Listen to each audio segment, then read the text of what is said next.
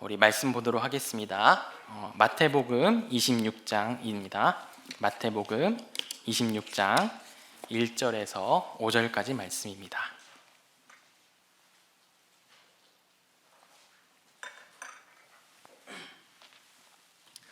마태복음 26장 1절에서 5절까지 우리 한 목소리로 읽도록 하겠습니다. 예수께서 이 말씀을 다 마치시고 제자들에게 이르시되 너희가 아는 바와 같이 이틀이 지나면 유월절이라 인자가 십자가에 못 박히기 위하여 팔리리라 하시더라. 그때에 대제사장들과 백성의 장로들이 가야바라 하는 대제사장의 관정에 모여 예수를 흉계로 잡아 죽이려고 의논하되 말하기를 밀란이 날까 하노니 명절에는 하지 말라 하더라. 아멘.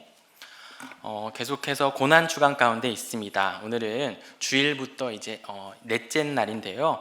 예수님을 죽이기 위한 음모가 있었던 날입니다. 고난 주간 예수님의 행적 네 번째 날을 우리가 살펴보면서 특별히 우리가 특세 동안에 어제와 오늘 나누었던 유월절과 무교절의 의미, 은혜를 다시 한번 우리가 묵상해 보았으면 좋겠습니다. 마태는 죽음에 대해서, 예수님의 죽음에 대해서 자세하게 묘사하기 전에 이 죽음이 과연 누가 선택한 죽음인가에 주목을 하고 있습니다. 누가 계획한 죽음인가, 누가 주도한 죽음인가가 중요하다고 생각하고 있습니다.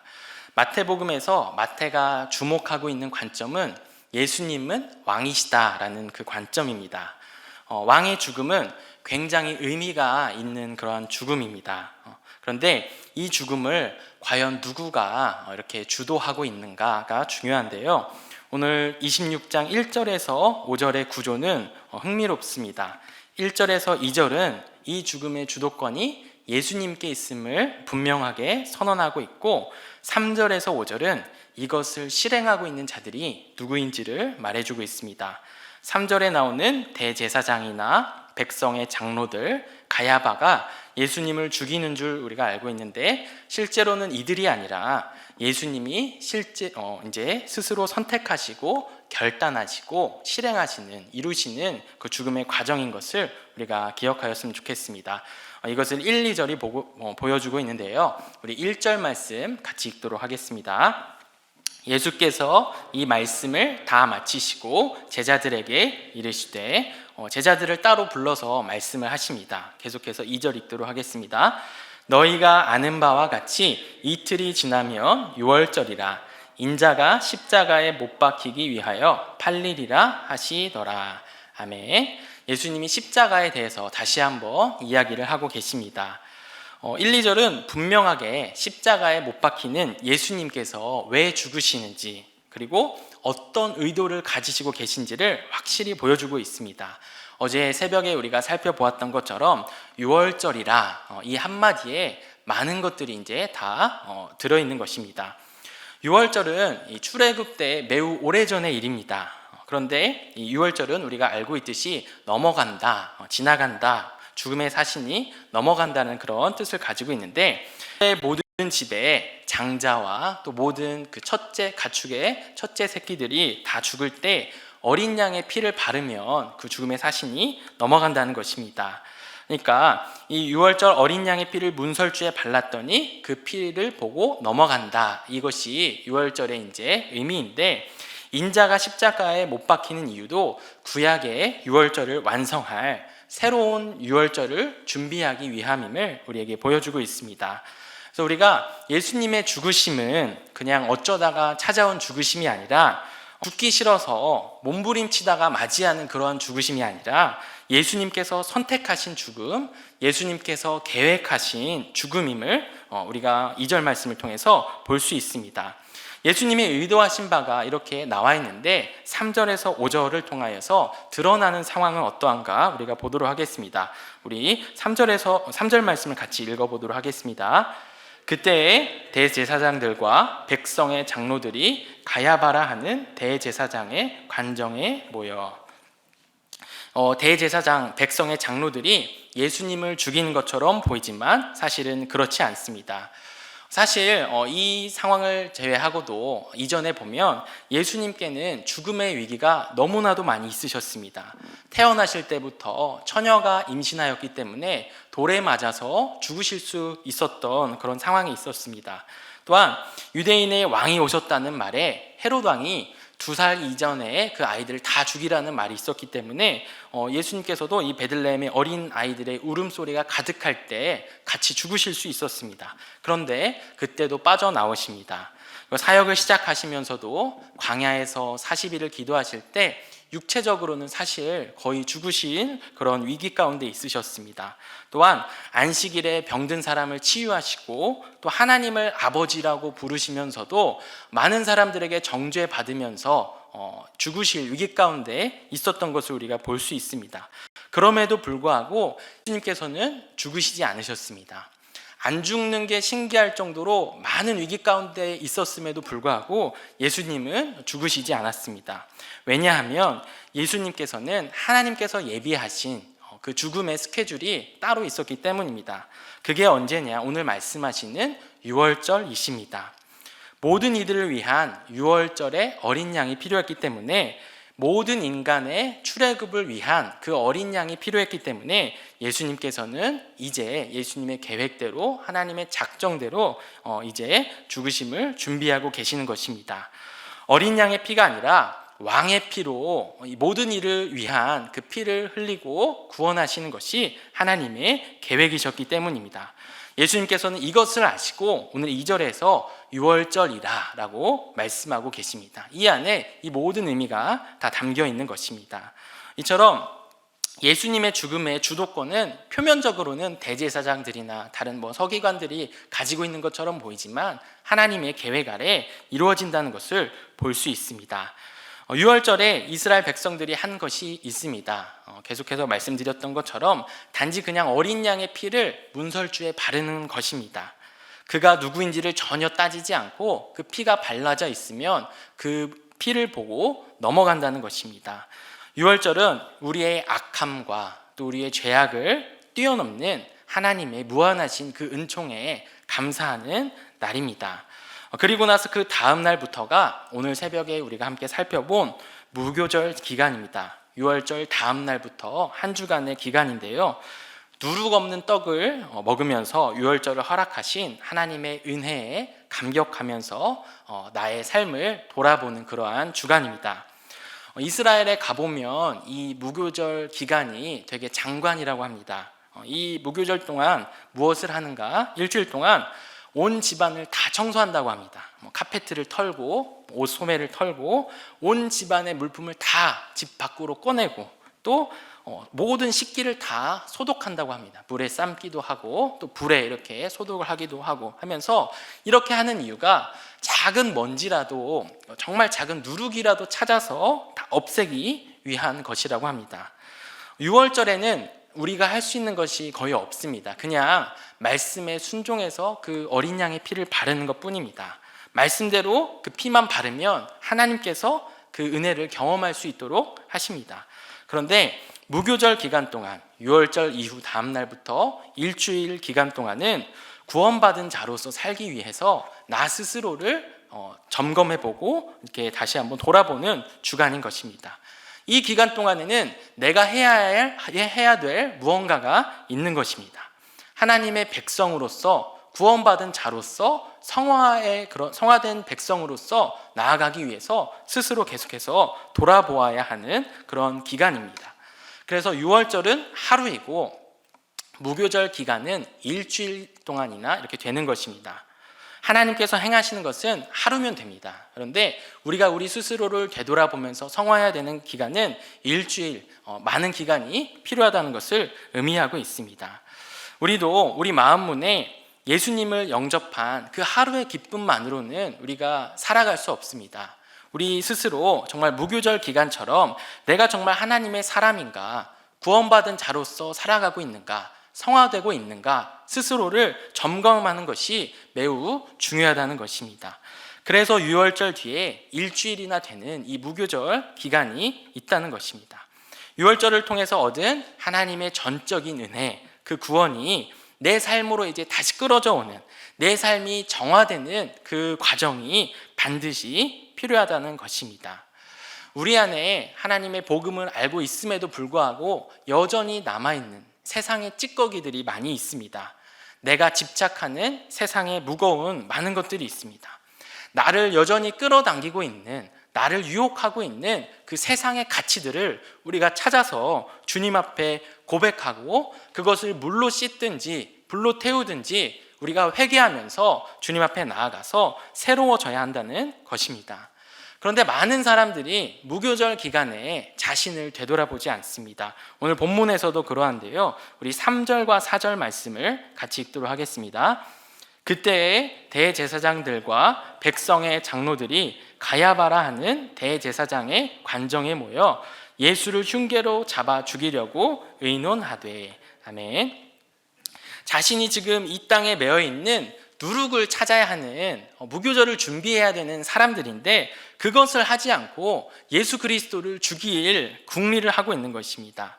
진짜 누룩, 내가 발견해서 없애야 하는 나의 잘못된 모습을 찾으려 하는 것이 아니라 예수님을 없애려고 하는 그런 모습입니다. 대제사장은 하나님과 사람을 연결해주는 중요한 사명을 가진 그런 사람입니다. 예배를 드리는, 제사를 드리는 하나님의 거룩한 사람이 되어야 합니다. 서기관은 하나님의 말씀을 쓰고 전하고 또 후대로 전해지게 하는 거룩한 사람입니다. 이렇게 예배와 말씀의 직을 맡은 사람들이 예수님을 어떻게 죽일까를 궁리하고 있는 것입니다. 내가 뭘 거쳐야 하는가, 내가 어떻게 새로워져야 하는가, 이렇게 우리가 생각하는 것이 아니라 이들은 나보다 사람들이 좋아하고 따르는 그 예수를 어떻게 죽일까를 지금 궁리하고 있는 것입니다. 오늘 본문과 같은 내용을 말하고 있는 병행 본문이 있습니다. 우리 누가복음 22장 2절을 같이 읽도록 하겠습니다. 누가복음 22장 2절, 혹시 제가 준비를 안 했나요? 네. 누가복음 22장 2절 같이 한번 찾아보도록 하겠습니다.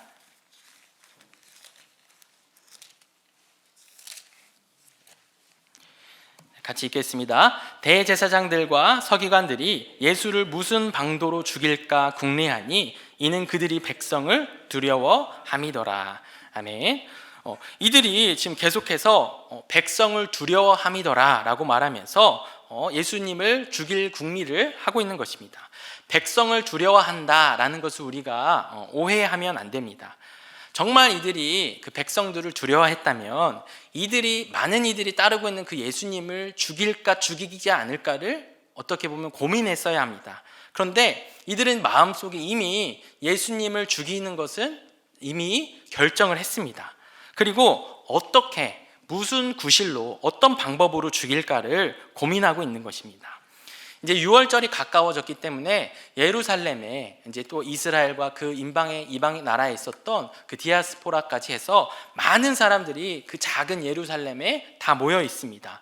어떤 사람은 270만 명 정도가 모여 있었을 거라고 추정을 하고 있습니다. 그 중에 정말 많은 숫자가 예수님을 따르는 무리였을 것입니다. 그래서 아무리 대제사장이고 서기관일지라도 그 무리 가운데에서 예수님을 찾아서 끌어내서 죽이는 것은 어려운 일이었을 것입니다. 또한 그 예수님 곁에는 12명의 제자들도 있고 또 많은 그런 무리들이 있었기 때문에 매우 어려운 것들이었을 것입니다. 우리 요한복음 11장 47절 48절 말씀 같이 한번 읽어보도록 하겠습니다. 이에 대제사장들과 바리새인들이 공회를 모으고 이르되 이 사람이 많은 표적을 행하니 우리가 어떻게 하겠느냐. 만일 그를 이대로 두면 모든 사람이 그를 믿을 것이요 그리고 로마인들이 와서 우리 땅과 민족을 빼앗아 가리라 하니. 이 말씀을 보면 이 대제사장들과 서기관이 진짜로 두려워했던 것이 나옵니다. 이들은 백성을 두려워했던 것이 아니라 47절에 보면 예수님이 그들이 할 수 없는 많은 표적을 행하니까 48절에 그래서 이것을 그대로 두면 모든 사람이 그를 믿을까 봐.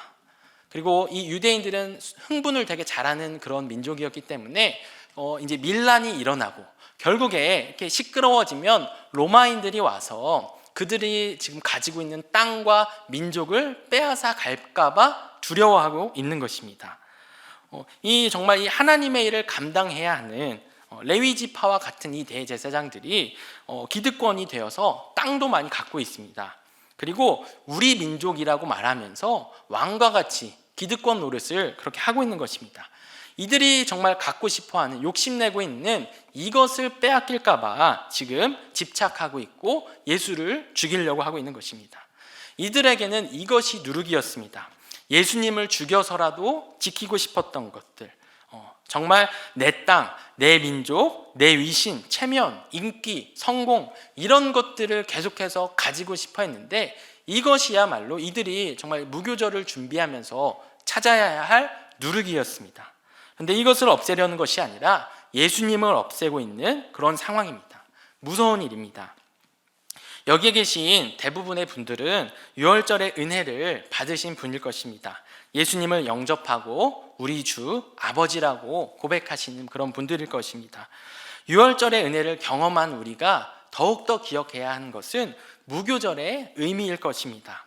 우리가 스스로를 되돌아봐야 합니다. 우리가 사랑하는 나의 구주라고 예수님을 향해서 말하고 있지만, 정말 우리가 어쩌면 대제사장과 같이, 서기관과 같이 내가 집착하는 그것은 포기하지 못하고, 그것은 발견하지 못하고, 그것을 위해서는 예수님을 포기할 만큼, 예수님을 죽일 만큼 욕심을 부리고 있는 무언가가, 누룩이 있을지도 모른다는 것입니다.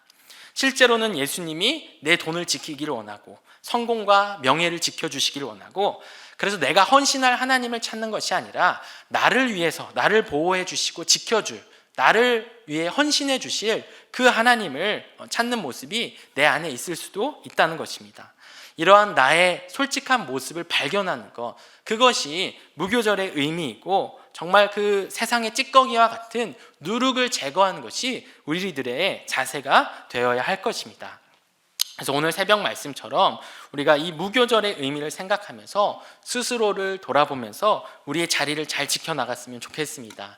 우리가 포도나무 대신 예수 그리스도에 정말 잘 붙어 있어서 기도하면서, 주님 앞에 고백하면서, 나의 누룩을 고백하면서, 회개하면서 정말 나아가는 우리가 되어서 부활의 영광, 구원의 기쁨, 영생의 그런 영광을 받는 우리들이 되었으면 좋겠습니다. 특세 기간이 있기 때문에 말씀을 좀 짧게 정리하고자 합니다.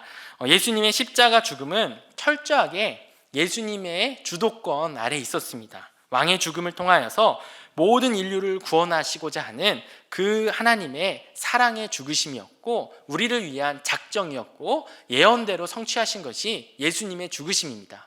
우리가 대제사장들이나 서기관에 의해서 예수님이 죽으셨다고 생각할 수 있지만, 예수님은 이미 이 땅에 오실 때부터 우리를 위한 그 죽으심을 작정하고 계셨던 것입니다. 우리가 이 유월절의 의미를 생각하면서 예수님의 사랑을 다시 한번 기억하였으면 좋겠습니다. 또한 우리가 무교절을 생각하면서 정말 우리 안에 있는 누룩을 찾았으면 좋겠습니다. 우리가 이미 복음의 은혜를 받았고 하나님의 사랑을 알고 있음에도 불구하고 내가 아직도 포기하지 못하는 것, 이것을 위해서라면 솔직히 우리가 예수님을 포기할 수도 있는, 예수님을 죽일 수도 있는 그 무언가가 혹시나 우리 안에 있다면 그것을 찾아서 주님 앞에 고백하고 정말 주님 앞에 다시 한번 우리가 새롭게 서는 그러한 고난주간이 되시기를 간절히 소망합니다. 우리가 다시 한번 이 말씀을 기억하면서 찬양하면서 나아가는 우리가 되었으면 좋겠습니다. 내 삶을 깨뜨립니다 라는 찬양을 주님 앞에 고백할 텐데요, 십자가 앞에서 다시 한번 우리의 삶을 돌아보면서 우리의 삶을 깨뜨려서 나를 위한 하나님을 만드는 것이 아니라 나의 가장 귀한 것을 주님께 드릴 수 있는 그러한 믿음으로 나아가시는 우리가 되기를 원합니다.